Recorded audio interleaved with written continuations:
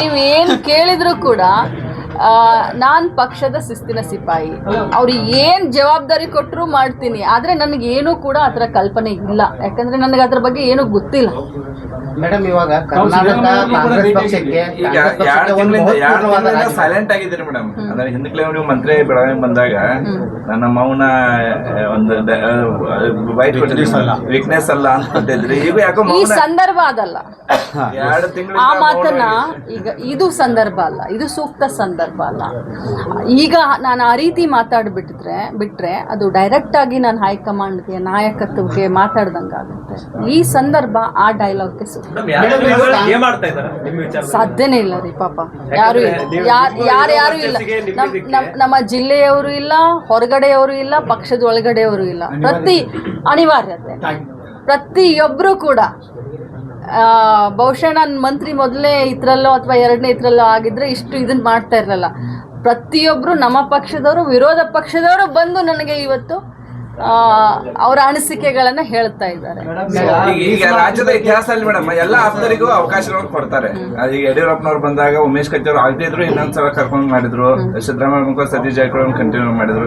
ಈಗ ನೀವು ಕೂಡ ಆಪ್ತರು ಇದ್ದೀರಿ, ನಿಮ್ಮನ್ನ ಯಾಕೆ ಬಿಟ್ರು ಅಂತ ನಾನು ಎಲ್ಲರಿಗೂ ಆಪ್ತ. 3 ಜನ ಮಹಿಳಾ ಶಾಸಕರಿದ್ದಾರೆ.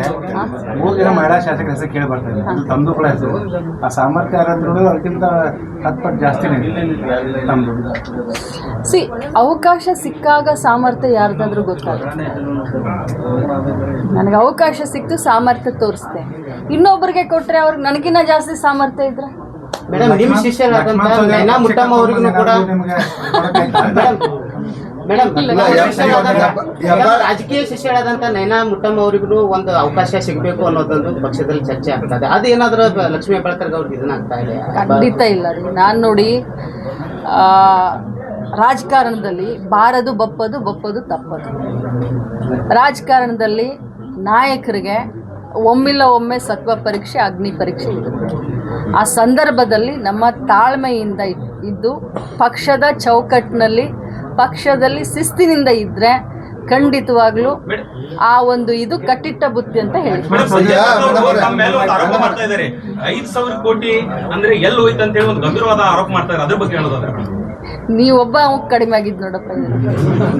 ಯಾರು ಆರೋಪ ಮಾಡ್ತಾರೆ? ಸಂಜಯ್ ಪಾಟೀಲ್ ಅವರು ಮಾಜಿ ಶಾಸಕರು. ನಾನು ಮೊನ್ನೆನೇ ಹೇಳಿದ್ದೀನಲ್ಲ, ಎಲ್ಲರೂ ನೀವು ನೋಡಿದಿರಲ್ಲ. 5,000 ಕೋಟಿ ಫೈನಾನ್ಸ್ ಡಿಪಾರ್ಟ್ಮೆಂಟ್ ಬಿಡುಗಡೆನೇ ಮಾಡಲಿಲ್ಲ. ಆವತ್ತಿನ ಮುಖ್ಯಮಂತ್ರಿಗಳಾದಂಥ ಸಿದ್ದರಾಮಯ್ಯನವರು ನಮಗೆ 5,000 ಕೋಟಿ ಬಿಡುಗಡೆನೇ ಮಾಡಲಿಲ್ಲ. ಯಾಕಂದರೆ ಫೈನಾನ್ಸ್ ಮಿನಿಸ್ಟ್ರು ಸಿದ್ದರಾಮಯ್ಯನವರಿದ್ದರು. ಸೊ ನಮಗೆ ಅವರು ದುಡ್ಡನ್ನೇ ಬಿಡುಗಡೆ ಮಾಡಲಿಲ್ಲ. ಸೊ ಫೈನಾನ್ಸ್ ಡಿಪಾರ್ಟ್ಮೆಂಟ್ ಬಿಡುಗಡೆ ಮಾಡಲಿಲ್ಲ ಅಂತಂದರೆ 5,000 ಕೋಟಿ ಎಲ್ಲಿಂದ ತಗೊಂಡು ಬರಲಿ?